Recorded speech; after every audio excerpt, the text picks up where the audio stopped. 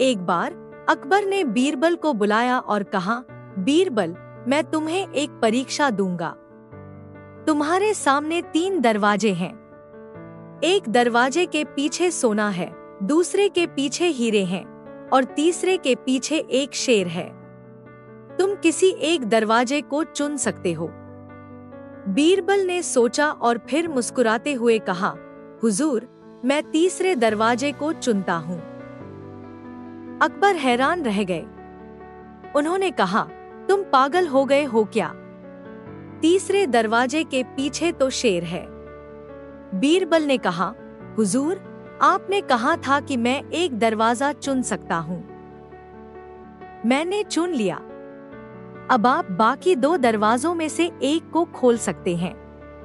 अकबर ने सोचा और फिर दूसरे दरवाजे को खोला। उसमें हीरे थे। बीरबल ने कहा, हुजूर, अब आपके पास 2 विकल्प हैं। आप पहले वाले दरवाजे को चुन सकते हैं या फिर आप मेरे पहले चुने हुए दरवाजे को चुन सकते हैं। अकबर सोचने लगे। उन्हें लगा कि बीरबल ने शायद पहले से ही जान लिया होगा कि किस दरवाजे के पीछे क्या है। उन्होंने पहले वाले दरवाजे को चुन लिया। उसमें सोना था। अकबर बीरबल की चालाकी देखकर बहुत खुश हुए। उन्होंने बीरबल को इनाम दिया। इस कहानी से हमें सीख मिलती है कि कभी-कभी हमें अपनी पहली पसंद पर अड़े रहने की जरूरत नहीं होती। कभी-कभी दूसरा विकल्प भी अच्छा हो सकता है। एक बार अकबर अपनी तीक्ष्ण बुद्धि के लिए प्रसिद्ध बीरबल की परीक्षा लेना चाहते थे। उन्होंने बीरबल को अपने दरबार में बुलाया और एक अनोखी चुनौती पेश की। उनके सामने 3 कपड़े रखे थे, जिनके बारे में उन्होंने दावा किया कि एक सोने का, दूसरा चांदी का और तीसरा कांच का बना है। अकबर ने बीरबल से कहा, बीरबल, इन तीनों कपड़ों में से सिर्फ एक को छूकर बताओ कि कौन सा कपड़ा किस धातु का है। बीरबल ने थोड़ी देर सोचा। फिर धीरे से मुस्कुराते हुए उन्होंने उत्तर दिया, महाराज, क्षमा करें, लेकिन मैं ऐसा नहीं कर सकता। अकबर हैरान रह गए। उन्होंने कहा, क्यों नहीं कर सकते हो? तुम तो इतने चतुर हो। बीरबल ने विनम्रता से जवाब दिया, हुजूर, कपड़ों को छूकर उनके धातु का पता लगाना संभव नहीं है। कपड़ों का रंग, बनावट और वजन इनके बारे में कुछ संकेत दे सकते हैं, लेकिन निश्चित पहचान केवल देखकर ही संभव है। अकबर ने बीरबल की बातों को गहराई से सोचा। उन्हें एहसास हुआ कि बीरबल ने बिल्कुल सही कहा है। उन्होंने बीरबल की बुद्धि की प्रशंसा की और उसकी तार्किक सोच की सराहना की। इस घटना से हमें सीख मिलती है कि हमें अपनी इंद्रियों पर अंधे विश्वास नहीं करना चाहिए, बल्कि तर्क और विवेक का उपयोग करना चाहिए। अक्सर हमारी आंखें हमें सही जानकारी देती हैं, लेकिन हमेशा नहीं। इसलिए किसी भी निर्णय पर पहुंचने से पहले सभी पहलुओं पर विचार करना महत्वपूर्ण है। एक बार अकबर के राज्य में एक जंगल था जहां एक भूखी शेरनी रहती थी। वह जंगल के जानवरों को अपना शिकार बना रही थी। लोग डर के साये में रहने लगे थे। अकबर को इस समस्या के बारे में पता चला तो उन्होंने बीरबल को उस जंगल में भेजा। बीरबल ने जंगल में जाकर शेरनी की गुफा का पता लगाया। उन्होंने देखा कि शेरनी बहुत कमजोर हो गई है, क्योंकि उसे कुछ दिनों से शिकार नहीं मिला था। बीरबल ने एक योजना बनाई। उन्होंने एक बकरी को पकड़ा और उसे शेरनी की गुफा के पास छोड़ दिया। जब शेरनी बकरी को देखी तो वह उस पर झपट पड़ी और उसे खा गई। कुछ दिनों बाद बीरबल ने फिर से एक बकरी शेरनी की गुफा के पास छोड़ दी। इस बार शेरनी थोड़ी मोटी हो गई थी। कुछ दिनों बाद बीरबल ने शेरनी के पास एक बड़े साइज का पिंजरा रखवाया। पिंजरे में एक मोटी बकरी बंधी हुई थी। शेरनी पिंजरे में घुसी और बकरी को खाने लगी। जब वह बकरी को खत्म करने वाली थी तो पिंजरा बंद हो गया। शेरनी पिंजरे में बंद हो गई। बीरबल ने शेरनी को जंगल से दूर एक सुरक्षित जगह पर छोड़ दिया। इस तरह बीरबल ने बिना किसी को नुकसान पहुंचाए शेरनी की समस्या का हल किया। अकबर बहुत खुश हुए और बीरबल की तारीफ की। इस कहानी से हमें सीख मिलती है कि किसी भी समस्या का हल बुद्धिमानी से निकाला जा सकता है। एक बार अकबर अपनी असीम बुद्धि के लिए प्रसिद्ध बीरबल की परीक्षा लेना चाहते थे। उन्होंने बीरबल को अपने दरबार में बुलाया और एक चुनौतीपूर्ण प्रश्न प्रस्तुत किया। अकबर ने बीरबल से पूछा, बीरबल, मुझे एक ऐसा प्रश्न पूछो जिसका उत्तर देना मेरे लिए अत्यंत कठिन हो। बीरबल ने थोड़ी देर सोचा और फिर मुस्कुराते हुए बोले, महाराज, आप बताइए कि वह क्या है जो हमेशा आता है परंतु कभी वापस नहीं जाता। अकबर इस प्रश्न में डूब गए। वे विचारों की गहराइयों में उतर गए, परंतु कोई भी उत्तर उनके मन को संतुष्ट नहीं कर सका। समय बीतता गया और अकबर को अपनी सीमा का एहसास हुआ। अंततः उन्होंने हार स्वीकार कर ली और बीरबल से उत्तर मांगा। बीरबल ने सरलता से उत्तर दिया, महाराज, वह समय है। समय निरंतर आगे बढ़ता है और कभी पीछे नहीं लौटता। अकबर बीरबल की तीव्र बुद्धि और सरल उत्तर से प्रभावित हुए। उन्होंने बीरबल की प्रशंसा की और उसकी बुद्धिमानी का लोहा माना। इस कहानी से हमें एक महत्वपूर्ण संदेश मिलता है, समय अमूल्य है और इसे सोच समझकर उपयोग करना चाहिए। जीवन क्षणों से बना है और इन्हें सार्थकता के साथ जीना ही बुद्धिमानी है। एक बार अकबर के राज्य में एक जंगल था जहां एक भूखी शेरनी रहती थी। वह जंगल के जानवरों को अपना शिकार बना रही थी। लोग डर के साए में रहने लगे थे।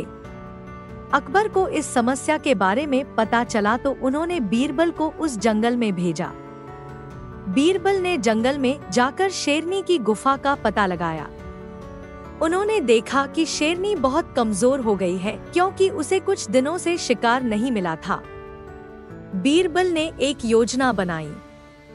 उन्होंने एक बकरी को पकड़ा और उसे शेरनी की गुफा के पास छोड़ दिया। जब शेरनी बकरी को देखी तो वह उस पर झपट पड़ी और उसे खा गई। कुछ दिनों बाद बीरबल ने फिर से एक बकरी शेरनी की गुफा के पास छोड़ दी। इस बार शेरनी थोड़ी मोटी हो गई थी। कुछ दिनों बाद बीरबल ने शेरनी के पास एक बड़े साइज का पिंजरा रखवाया। पिंजरे में एक मोटी बकरी बंधी हुई थी। शेरनी पिंजरे में घुसी और बकरी को खाने लगी। जब वह बकरी को खत्म करने वाली थी तो पिंजरा बंद हो गया। शेरनी पिंजरे में बंद हो गई। बीरबल ने शेरनी को जंगल से दूर एक सुरक्षित जगह पर छोड़ दिया। इस तरह बीरबल ने बिना किसी को नुकसान पहुंचाए शेरनी की समस्या का हल किया। अकबर बहुत खुश हुए और बीरबल की तारीफ की। इस कहानी से हमें सीख मिलती है कि किसी भी समस्या का हल बुद्धिमानी से निकाला जा सकता है। एक दिन अकबर के दरबार में एक साधु आया। उसके हाथ में कुछ भी नहीं था। अकबर ने हैरानी से पूछा, साधु जी, आपके हाथ में कुछ भी नहीं है, फिर आप यहाँ क्यों आए हो? साधु मुस्कुराए और बोले, महाराज, मेरे पास कुछ भौतिक वस्तुएं नहीं हैं, लेकिन मेरे पास एक अनमोल खजाना है जिसे मैं आपको दे सकता हूँ। अकबर उत्सुक हो गए और बोले, वह क्या खजाना है? साधु ने कहा, मैं आपको संतुष्टि का तोहफा दे सकता हूँ। अकबर ने सोचा, संतुष्टि तो हर कोई चाहता है, लेकिन फिर उन्होंने साधु की बातों में गहराई देखी। वह अपनी व्यस्त दिनचर्या में संतुष्टि को भूल चुके थे। साधु ने आगे कहा, महाराज, इंसान की इच्छाएं कभी खत्म नहीं होती, लेकिन संतुष्टि एक ऐसी अवस्था है जहां व्यक्ति अपने पास मौजूद चीजों से खुश रहता है। अकबर ने साधु की बातों को मन ही मन स्वीकार किया। उन्होंने महसूस किया कि सच्ची खुशी धन दौलत में नहीं बल्कि मन की शांति में निहित है। इसके बाद अकबर ने अपनी जीवन शैली में बदलाव लाया। उन्होंने अधिक समय ध्यान और आत्मचिंतन में लगाया। धीरे धीरे उन्हें संतुष्टि की अनुभूति होने लगी। बीरबल ने भी इस दौरान अकबर का साथ दिया और उन्हें समझाया कि सच्ची खुशी अंदर से आती है, बाहर से नहीं। इस कहानी से हमें सीख मिलती है कि भौतिक सुखों के पीछे भागने के बजाय आत्मिक संतुष्टि को प्राथमिकता देनी चाहिए। एक बार की बात है, बादशाह अकबर अपने दरबार में बैठे थे। तभी एक रहस्यमय व्यक्ति आया। वह बोला, महाराज, मैं आपके सामने एक ऐसी चुनौती रख रहा हूँ, इसे हल करने वाला इस पूरे मुल्क का सबसे बुद्धिमान व्यक्ति होगा। अकबर को चुनौतियां पसंद थी। उन्होंने व्यक्ति को कहा, बोलो, क्या चुनौती है? व्यक्ति बोला, मैंने एक खजाने को एक गुप्त स्थान पर छुपाया है। उस खजाने तक पहुंचने के लिए एक पहेली को सुलझाना होगा। यह पहेली इतनी कठिन है कि इसे अब तक कोई नहीं सुलझा पाया है। जो इस पहेली को सुलझा लेगा, उसे खजाना मिलेगा। अकबर ने अपने सभी दरबारियों को पहेली सुनाई, लेकिन कोई भी उसे हल नहीं कर पाया। अंत में अकबर ने बीरबल को बुलाया। बीरबल ने पहेली को ध्यान से सुना और सोचने लगे। पहेली कुछ इस तरह थी। एक पेड़ है जिस पर 7 पत्ते हैं। हर पत्ते पर एक संख्या लिखी है। उन संख्याओं को सही क्रम में जोड़ो तो खजाने का स्थान पता चलेगा। बीरबल ने पहेली को सुलझाने में कई दिन लगा दिए। उन्होंने पेड़ों का अध्ययन किया, संख्याओं के बारे में सोचा और अंत में एक रास्ता निकाला। उन्होंने बादशाह को बताया कि पहेली का उत्तर क्या है। अकबर को यकीन नहीं हुआ, लेकिन फिर भी उन्होंने बीरबल के बताए हुए स्थान पर खोदने का आदेश दिया और वहां जमीन के नीचे खजाना मिला। सभी दरबारी हैरान रह गए। बीरबल की बुद्धिमानी की सभी ने तारीफ की और बादशाह अकबर ने बीरबल को एक बड़ा इनाम दिया। यह थी बीरबल की एक रोमांचक कहानी, जिसमें उनकी बुद्धिमानी ने एक बार फिर सबको चकित कर दिया। एक बार की बात है, अकबर बादशाह को यह जानने की उत्सुकता हुई कि उनके राज्य में सबसे बड़ा बुद्धिमान कौन है। उन्होंने अपने सभी दरबारियों को बुलाया और घोषणा की, जो इस पूरे मुल्क में सबसे बुद्धिमान व्यक्ति होगा, उसे मैं एक खास इनाम दूंगा। सभी दरबारी अपनी अपनी बुद्धि का दावा करने लगे, लेकिन अकबर को किसी पर भी पूरा भरोसा नहीं था। तभी उन्हें बीरबल याद आए। उन्होंने बीरबल को बुलाया और कहा, बीरबल, तुम इस पूरे राज्य में सबसे बुद्धिमान हो। तुम एक ऐसी योजना बनाओ जिससे पता चल सके कि सबसे बुद्धिमान कौन है। बीरबल ने सोचा और फिर मुस्कुराते हुए बोले, महाराज, एक काम कीजिए। एक बड़ी सी तश्तरी में एक दाने की चावल रखवाइए और उसे दरबार के बीच में रख दीजिए। अब आप घोषणा कीजिए कि जो इस चावल को उठाकर अपने सिर के पीछे छुपा लेगा, बिना हाथों का इस्तेमाल किए, वही इस राज्य का सबसे बुद्धिमान व्यक्ति होगा। अकबर को यह योजना पसंद आई और उन्होंने वैसा ही किया। सभी दरबारी चावल को उठाने की कोशिश करने लगे, लेकिन कोई भी कामयाब नहीं हुआ। अंत में बीरबल आगे आए और चावल को उठाकर अपने सिर के पीछे छुपा लिया। सभी हैरान रह गए। अकबर ने पूछा, तुमने यह कैसे किया, बीरबल? बीरबल ने मुस्कुराते हुए कहा, महाराज, मैंने चावल को उठाया नहीं, बल्कि आपने उसे मेरे सिर के पीछे रख दिया। सभी दरबारी हंस पड़े और अकबर भी बीरबल की चतुराई पर मुस्कुरा दिए। इस तरह बीरबल ने बिना किसी को दुख पहुंचाए यह साबित कर दिया कि वह सबसे बुद्धिमान है। अकबर बादशाह के साम्राज्य में एक विशाल घना जंगल था, जिसके बारे में अफवाहें थी कि वहां एक खूंखार राक्षस निवास करता है। इस डर के साए में लोग जंगल के पास भी फटकने से कतराते थे। बादशाह अकबर इस समस्या से खासे परेशान थे। उन्होंने अपने सभी दरबारियों को इस मुद्दे का समाधान खोजने का आदेश दिया, लेकिन कोई भी उनके सामने एक ठोस योजना पेश नहीं कर पाया। तभी अकबर ने बीरबल को बुलाया। बीरबल, हमेशा की तरह शांत और विचारशील थे। उन्होंने बादशाह को आश्वस्त किया कि वह इस समस्या का हल निकालेंगे।